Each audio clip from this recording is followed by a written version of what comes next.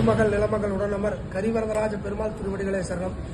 மெய்யன்பர்களே, மார்கழி மகா உற்சவத்தினுடைய 21ஆம் நாள் மிக சிறப்பான ஒரு பாசுரம். முதல் பாசுரத்தில் நெருப்பெண்ண நின்ற நெடுமாலேன்னு சொல்லுவாண்டால், இந்த இடத்துல இந்த பாசுரத்தில் தோற்றமாய் நின்ற சுடரே அப்படின்னு. பெருமாள் ஜோதி சொரூபமானவர். பஞ்சபூதங்களிலே நெருப்புக்கு மிகப்பெரிய சக்தி ஒன்று இருக்கு. மற்றதெல்லாம் நம்மளுடைய கட்டுப்பாட்டு கூட வரும், பிடிச்சி அடைச்சிடலாம். நெருப்பு என்னன்னு கேட்டீங்கன்னா அதனோட தன்மைக்கு நம்மளை மாத்திரு. எது அதுக்குள்ள சேர்ந்தாலுமே அதோட தன்மைக்கு தான் மாத்துமோ தவிர நம்மளுடைய தன்மைக்கு இந்த நெருப்பு வராது. அதனாலதான் ஆண்டாள் தோற்றமாய் நின்ற சுடரே அப்படின்னு இந்த பாசுரத்தில் சொல்லுவான்.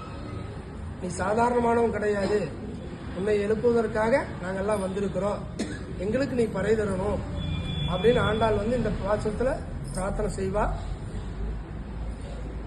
எல்லாருக்கும் வழி சொல்லக்கூடியவனே, நீயே நல்கதி தரக்கூடியவனே, நீயே தூங்கலாமா, நாங்கெல்லாம் வந்திருக்கிறோம். போற்றி உன்னுடைய புகழை போற்றி புகழ்ந்து நாங்கள் பாடிக்கொண்டு வந்திருக்கிறோம்.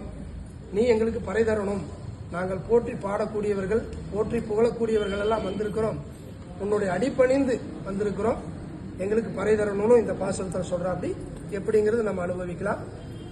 ஏற்ற கலங்கள் எதிர்வங்கி மீதளிப்ப, ஏற்ற கரங்கள் எதிர்வங்கி மீதளிப்ப, மாற்றாதே பால் சொரியும் வள்ளல் பெரும்பசுக்கள், மாற்றாதே வாழ்க்கையும் வள்ளல் பெரும்பசுக்கள், ஆற்ற படைத்தான் மகனே அறிவுராய், ஆற்ற படைத்தான் மகனே அறிவுராய், ஊற்றமுடையாய் பெரியாய், ஊற்றமுடையாய் பெரியாய், உலகினில் தோற்றமாய் நின்ற சுடரே துயிலாய், தோற்றமாய் நின்ற சுடரே துயலாய், மாற்றார் உனக்கு வளைதுளை நுண்வாசற்கள், மாற்றாதும் வலிக்கின்ற வாசற்கள், மாற்றாது வந்தும் நடிபணியுமா போலே, மாற்றாது வந்து உன் அடிமணியுமா போலே, போற்றியாம் வந்தோம் புகழ்ந்தேலோர் எம்பாவாய், போற்றியாம் வந்தோம் புகழ்ந்தேலோர் எம்பாவாய். ஆண்டாள் திருவடிகளே சரணம்.